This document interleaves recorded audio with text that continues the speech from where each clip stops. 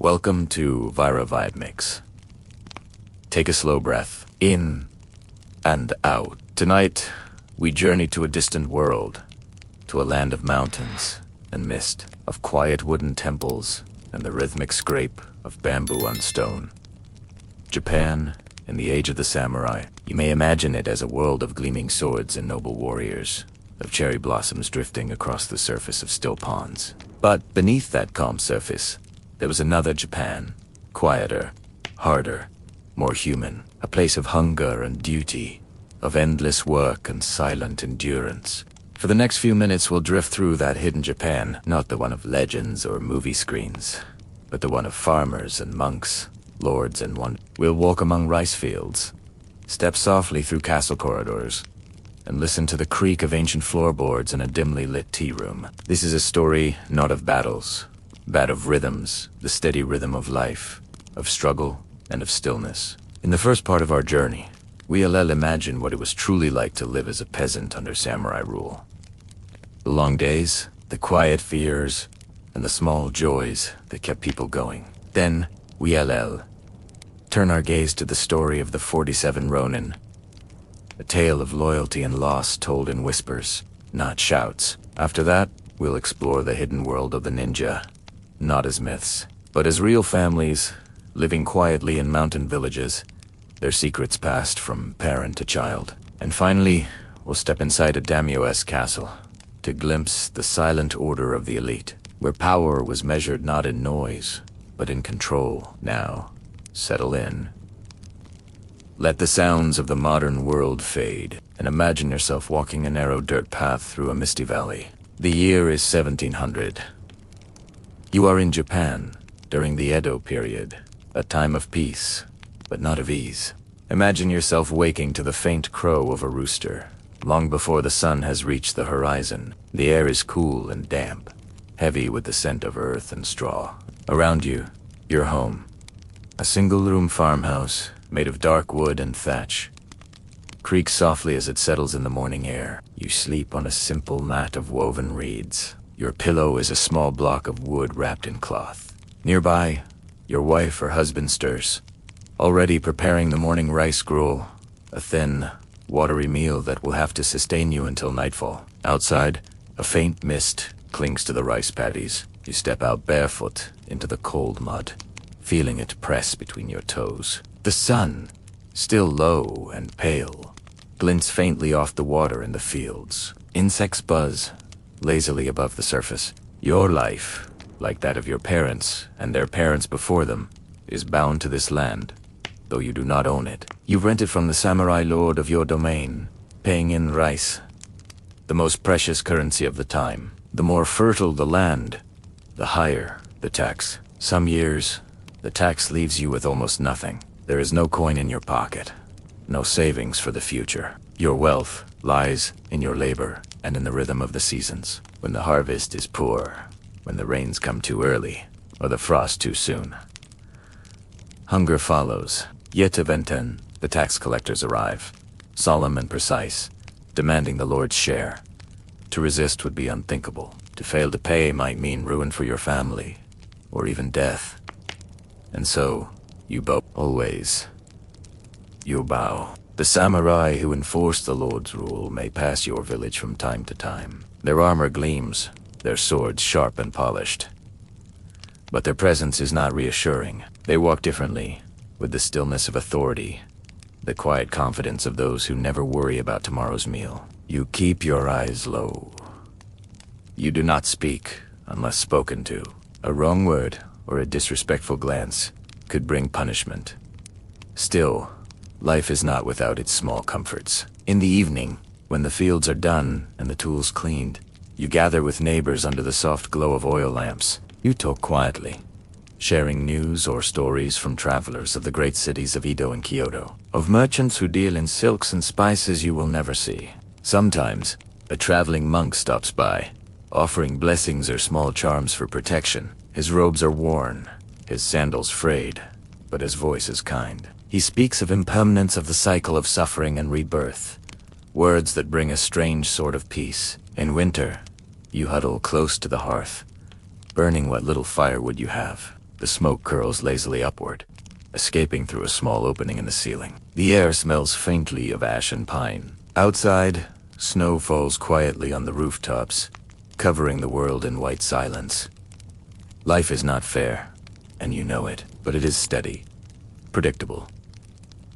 The same fields, the same tasks, the same prayers each morning. You find comfort in that repetition, in the soft sound of the sickle slicing through stalks, in the feel of warm rice between your fingers at harvest. Time in the laughter of children chasing each other between the paddies. And though you will never wield a sword or wear silk robes, your work sustains the entire realm. The samurai, the merchants, the temples, the cities. Without the farmers, Japan would starve. But no one will tell your story. Your name will not be recorded in scrolls or sung in songs. Only the rice you harvested will live on, transformed into strength for others. Still, as you lie down each night beneath your thatched roof, listening to the wind through the bamboo, you feel a quiet sense of belonging to the land, to your ancestors, to the endless rhythm of survival, the rhythm of planting and harvest, of obedience and endurance, the rhythm of life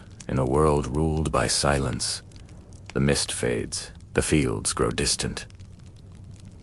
And now, let us travel from the lives of the nameless to one story that history could not forget, a tale of loyalty, patience, and quiet vengeance. The year is 1701. The world of the samurai has changed. For centuries, Japan had been torn by wars between clans and lords. But now, in the Edo period, peace has taken hold. The swords that once ruled the battlefield now hang quietly in ceremonial halls. Samurai still exist, but most have no wars to fight. Their lives are filled instead with paperwork, protocol, and the constant demand for dignity. It is within this world of quiet restraint that one of Japan's most famous stories unfolds, not in chaos or blood, but in stillness and waiting. Imagine the great city of Edo, modern-day Tokyo. At dawn, the streets are empty except for the sound of wooden sandals against the paving stones. Shops are shuttered, and the faint scent of soy and smoke lingers in the air. The shogun's palace stands in the distance, a sprawling maze of gates and courtyards, where the fate of many is decided behind closed screens. It is here that Lord Asano Naganori, a young daimyo from Ako, prepares for an important ceremony. He is a man of integrity, though not of great power. His task: to host and receive an important envoy from the imperial court. To ensure that he performs the rituals correctly, he must rely on the guidance of an older, higher-ranking official, Kira Yoshinaka. Kira, however, is known for his arrogance. He expects gifts, rich offerings of gold or silk, as tokens of respect. Asano, honest and principled, refuses to indulge in bribery. And so, an invisible tension grows between them. Day after day, in the palace corridors lined with sliding paper doors, Kira mocks him. He insults his manner, his lack of refinement, his rural upbringing. The other officials look away. The air itself feels thick with humiliation. And then, one morning, as Kira delivers another cruel remark, something in Asano breaks. He draws his short sword, a weapon never meant to be unsheathed within the palace walls, and strikes. The blow wounds, but does not kill guards roosting. The silence that follows is heavy, terrible, absolute. To draw a weapon within the shogun's residence is an unthinkable crime. Before Sunset Asano is ordered to take his own life, he kneels calmly in his garden, his robes arranged neatly, his thoughts fixed not on revenge, but on shame. Shame that he has failed his station, his family, his ancestors. His death is quiet, as so many were in that era, a single breath released into the evening air. His lands are confiscated. His retainers, more than 300 men, are left masterless ronin. In the eyes of society, their duty is finished. A samurai without a lord is like a sword without a sheath, sharp, dangerous, and useless. Most would drift away, taking small jobs or living in poverty. But among Asano's former retainers, one man, Gishi Koranusuk, refuses to let the story end. Gishi was Asano's chief counselor, calm, patient, and known for his sense of justice. He gathers the loyal men and speaks softly of vengeance. But they all know what such a choice means. To take revenge is to defy the shogun's peace. To succeed would mean death. To fail would mean dishonor. So they disappear. For nearly 2 years, they scatter across Japan, pretending to live ordinary lives. Some become merchants. Some take menial work. Others marry and have children. Jishi himself moves to Kyoto, where he drinks in taverns and staggers through the streets, pretending to be a ruined man, a fallen samurai, too weak to seek revenge. The spies who follow him report to the authorities. Kishi is broken. His men have lost their will. The matter is closed, but in truth, the plan is forming quietly, like frost spreading over a window pane. Letters are exchanged. Weapons are hidden. A promise binds them all together. When the time comes, they will act as one. And so, one cold winter night, under a moon dimmed by clouds, 47 men in black robes gather outside Kira's mansion. They move in silence, their footsteps muffled by snow. Their breath drifts in pale clouds. They have waited nearly 2 years for this moment. What follows is not chaos, but methodical precision. They subdue the guards, avoid harming the women and children inside. They find Kira hiding in a storage shed, trembling, cornered by fate. They give him a choice to die with honor, as Asano did, or to resist. He refuses, and so, his end comes swiftly and without spectacle. When dawn breaks, the Ronin do not flee. Instead, they march through the streets of Edo, heads bowed, carting Kira's severed head in a wooden box. They walk to the temple of Sengakuji, where Lord Asano is buried, and lay it before his grave. The city watches in stunned silence. Their revenge is complete, and they know what must come next. The shogun's court debates their fate for days. The act was criminal, but their loyalty was pure. To let them live would dishonor the law. To kill them would dishonor the spirit of the samurai. At last, the decision comes. They will die by their own hands, as Asano did with dignity. One by one, in quiet rooms lit by candlelight, each man kneels and fulfills his final duty. Their deaths are said to have been serene, a release rather than a punishment. Today, their graves remain at Sengakuji, each marked by a simple stone. Visitors still come, lighting incense and bowing their heads. The scent of burning cedar lingers in the air. Their story is remembered not for its violence, but for its restraint, for the silent patience of men who waited years to fulfill a promise, knowing that in doing so, they would erase themselves. The tale of the 47 Ronin is often told as one of honor and loyalty, but beneath the legend lies something softer, more human, the quiet ache of devotion, the sadness of inevitability, and in that stillness, we can hear the true heart of samurai Japan, where even vengeance was carried out with calm, deliberate grace. The temple bells fade, the snow melts into silence, and as the years pass, the land itself forgets the sound of war. But in hidden valleys, far from the cities and palaces, other secrets endure, taught in whispers, passed down in shadows.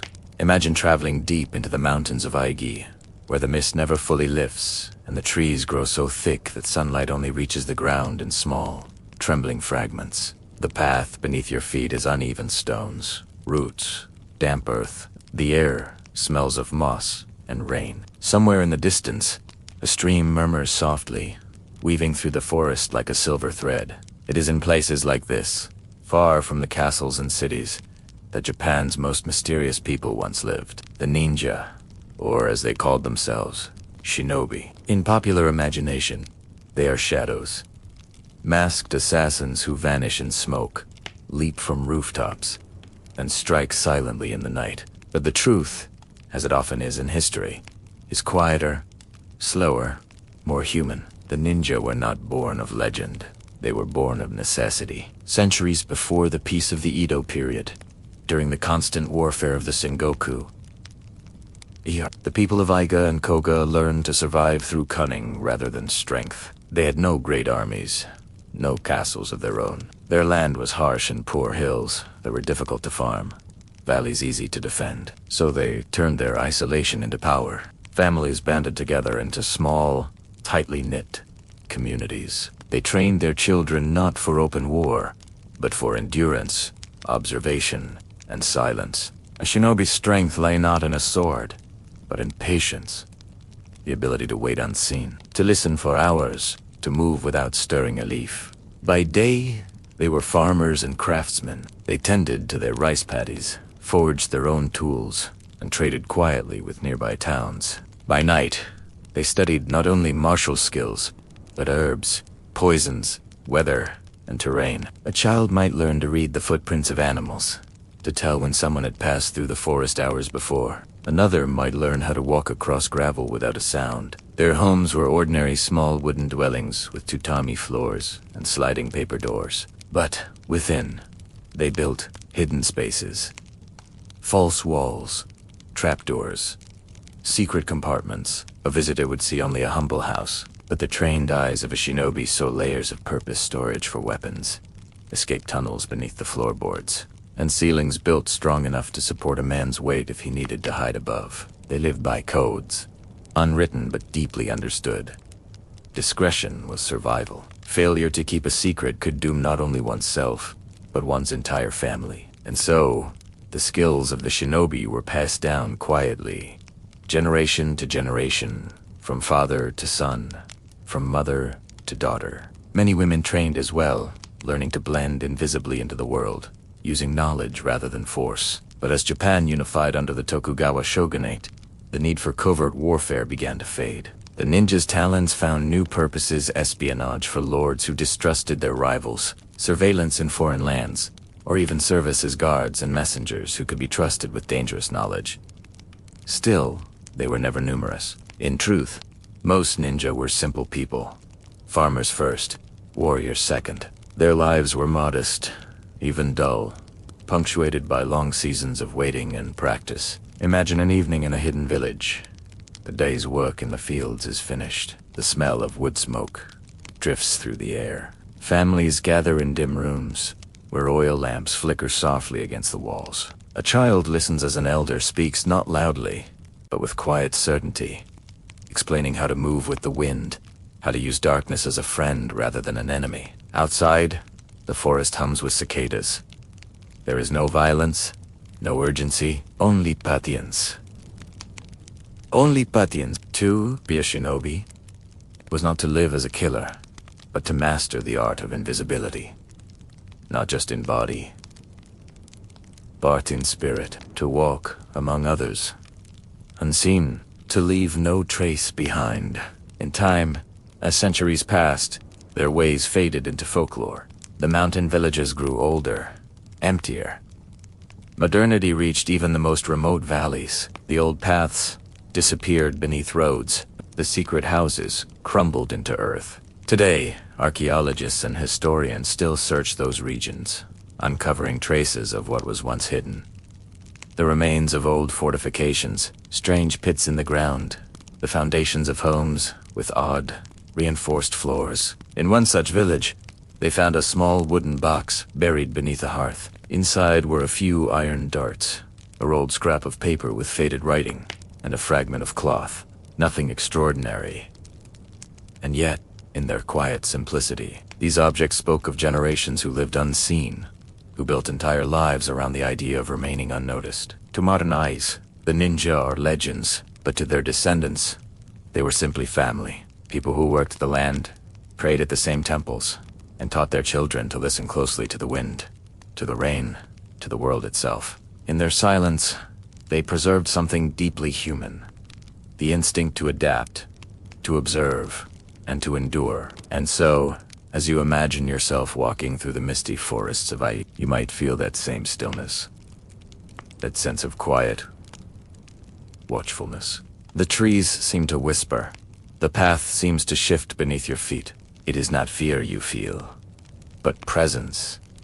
The gentle awareness that you are part of a long, unbroken rhythm. The rhythm of hidden lives.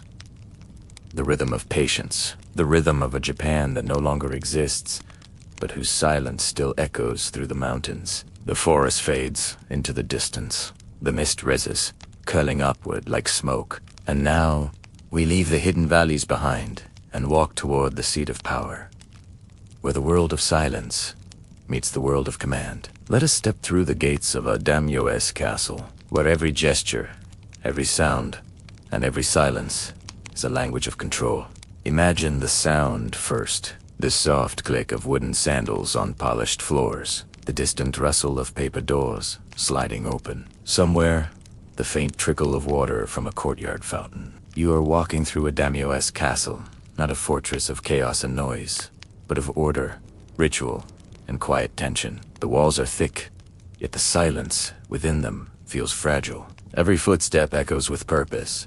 Outside, banners ripple in the breeze, bearing the crests of the ruling clan. Guards stand at attention, armor gleaming faintly in the pale sunlight. But inside, it is a different world. A carefully choreographed performance of etiquette and restraint. A daimyo, or feudal lord, was more than a ruler. He was the center of gravity around which hundreds of lives revolved. Every servant, every retainer, every guest who passed through these halls understood that their words, gestures, and expressions were all part of the castle's invisible machinery. To exist here was to move carefully, to bow at the right moment, to speak in the proper tone, to never, ever overstep one's place. The castle itself reflected this hierarchy. At its heart lay the Hanmaru, the main keep, where the lord and his immediate household lived. Around it spread layers of courtyards and corridors, each level of access restricted by rank. The higher your station, the deeper you were allowed to walk into the castle's inner world. Servants scurried through back passages, unseen but always present. Samurai stood guard in outer chambers, their hands resting near their swords, though they rarely had to draw them. In the great audience hall, the daimyo would sit upon a raised platform, legs folded neatly beneath him, dressed in layers of silk robes that rustled like water when he moved. Before him, retainers knelt in perfect rows, foreheads touching the tatami. The air would be thick with incense, a calm fragrance masking 1,000 small anxieties, because power here was not loud. It whispered. A glance could seal a fate. A pause could carry meaning, sharper than a blade. One misplaced word could end a career, or worse, a life.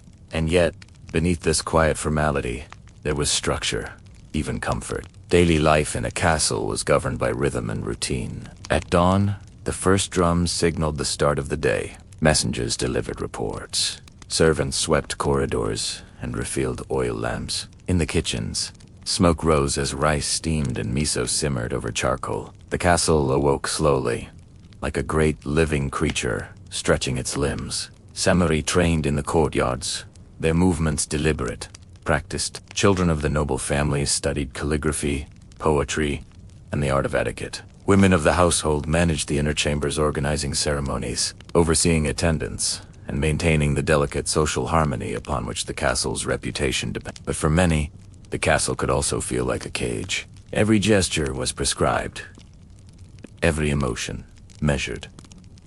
Laughter was rare, privacy rarer still. Even those closest to the daimyo lived under constant observation by rivals, spies, and servants whose loyalty might not be absolute. Suspicion moved like smoke through the corridors, impossible to grasp, but impossible to ignore. Still, there were moments of beauty. In the evenings, musicians played the koto and shamisen in softly lit chambers. Paper lanterns glowed with gentle amber light, their flickering shadows turning the wooden beams gold. The daimyo might host poetry gatherings or tea ceremonies, where conversation flowed like water, quiet and refined. A tea ceremony, in particular, was more than a ritual. It was an expression of balance between simplicity and control, humility and grace. Every motion, from the turning of the cup to the placement of the whisk, reflected years of discipline. Even the smallest act in a castle carried meaning, and for all the layers of authority, the hierarchy, the tension, the castle was also a place of learning. Children absorbed the rhythms of respect and patience. Young retainers studied the art of diplomacy as much as warfare. They learned that silence was sometimes more powerful than speech. and that waiting could be a form of strength. Beyond the gates, the world might be chaotic. Wars, famine, shifting alliances, but within these walls, time itself seemed to slow. Every sunrise, every bell, every whispered order became part of a quiet symphony. The hum of a system built to endure, and yet, nothing endures forever. When the age of the samurai came to an end, the castles began to empty. The lords who once ruled these halls faded into history, their power replaced by new governments, new technologies, new dreams. Many castles crumbled, others were rebuilt as museums, their quiet halls filled now with tourists and the soft hum of cameras. But if you ever walk through one of them, through the creaking corridors, the echoing chambers, the empty courtyards, listen closely. You may still hear the faint whisper of silk, the soft click of sandals on wood, the murmur of unseen voices rehearsing an ancient dance of obedience and grace. The castle lives on, not in the stones, but in the memory of stillness, a stillness that once ruled a nation. Te bores in.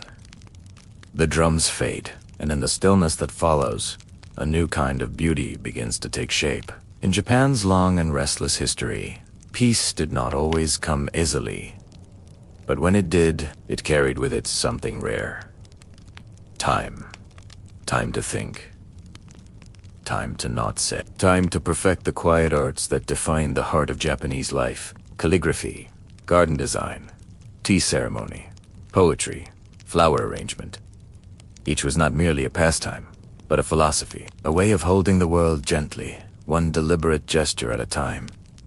Imagine yourself seated before a clean sheet of rice paper. The air is still, save for the faint crackle of a lantern's flame. A brush rests between your fingers, soft, flexible, alive. You dip it into ink so dark it seems to drink the light around it.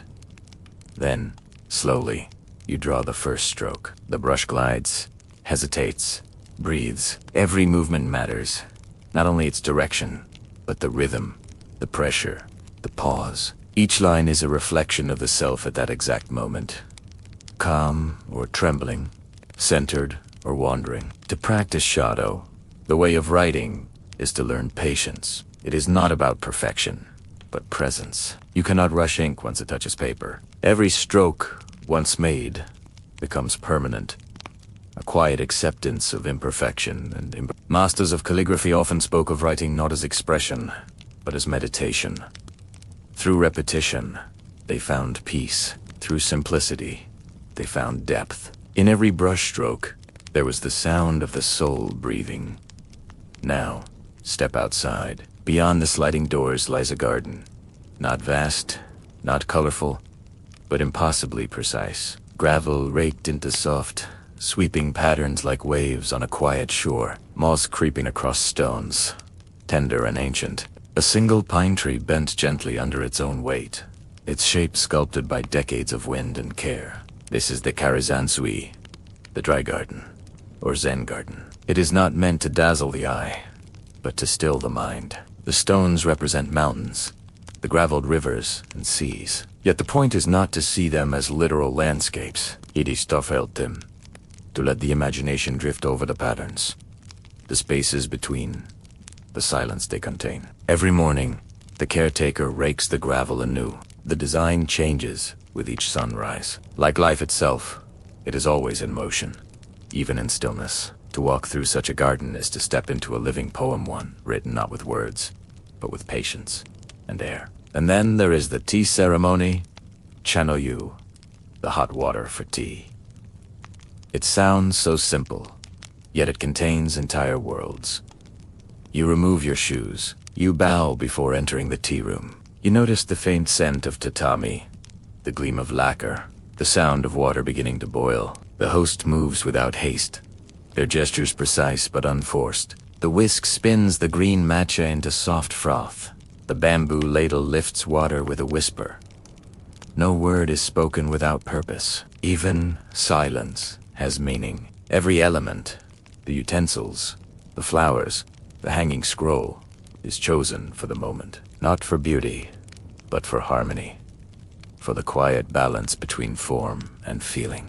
The ceremony is not about drinking tea. It is about slowing down enough to truly see the steam rising, the sound of the whisk, the warmth of the cup between your palms. It is about being fully alive in a single, ordinary moment. These arts, calligraphy, gardens, tea, may seem simple, but they are all answers to the same question. How do we live in a world that never stops changing? The answer, the Japanese found, was not to resist change, but to observe it. To notice how ink bleeds into paper, how moss grows on stone, how water cools in the cup. To understand that beauty lies not in what lasts, but in what passes. There is a word for this, wabi-sabi. It means finding grace in imperfection, serenity in the crack in a teacup, the fading of a flower, the shifting of light across a wall. In wabi-sabi, nothing is wasted. Even silence speaks. As centuries passed, Japan's warriors laid down their swords. The world outside grew louder. New empires, new machines, new ambitions. But the quiet arts remained. A monk still bends over his inkstone at dawn. A gardener still smooths the gravel into ripples before the temple opens. A woman in Kyoto still whisks tea with the same movements her ancestors did for 100 years ago. Through them, the rhythm of stillness endures a whisper across time, soft enough to soothe the restless mind. If you listen closely, you can still hear it now. The faint scratch of brush on paper, the hush of wind across stone, the sound of nothingness. Gentle, endless, peaceful. And now, as we come to the end of this long and quiet journey through Japan's past, you can let the images fade one by one. The wooden sandals on polished floors, the distant echo of temple bells, the brush gliding over paper, the whisper of wind through bamboo. Everything slows. Everything softens. The samurai have sheathed their swords. The peasants have returned from the rice fields. The tea room has grown cold. The lanterns dimmed. All that remains is the rhythm of stillness, that ancient, unbroken pulse of life that carried through centuries of change. Japan's history, like so many others, is often told through its battles, its shoguns, its wars. But beneath the noise of conquest, there was always quiet work being done. The daily labors, the rituals, the silent acts of endurance that built a nation. The farmer tilling his narrow field, the monk copying a single sutra by candlelight, the artisan shaping a bowl until the clay itself seemed to breathe. These were not stories of glory. They were stories of persistence, of patience, of finding meaning in repetition, beauty in restraint, and comfort in simplicity. Imagine yourself, now, standing at the edge of a Japanese village long ago. The sun has set behind the mountains. Mist curls over the fields. Somewhere, a nightingale calls, its song delicate and uncertain. You can almost smell the smoke from the hearths, the faint sweetness of burning cedar. In the distance, the slow rhythm of a water wheel turns a steady heartbeat in the dark. People move through their evening rituals, folding bedding, sweeping floors, whispering quiet prayers to unseen gods.